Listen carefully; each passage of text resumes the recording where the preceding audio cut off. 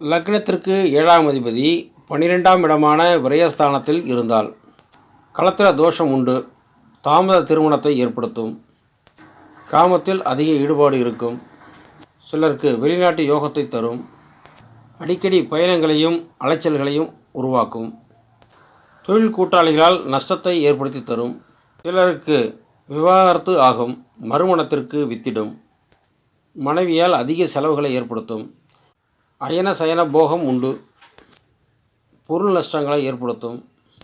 இங்கு 7ஆம் அதிபதி பாதிக்கப்பட்டால் களத்திரத்தின் பிரிவை தரும் அல்லது வேறு பல தொடர்புகளை தூண்டும். பொருட்கள் களவு போகும் அல்லது தொலைந்து போகும். 7ஆம் இட அதிபதியும் 12ஆம் இட அதிபதியும் ஒரே கிரகமாக இருந்தால் பலன்கள் மாறுபடும். நற்பலன்களையும் தரும். இவை பொதுவான பலன்களே.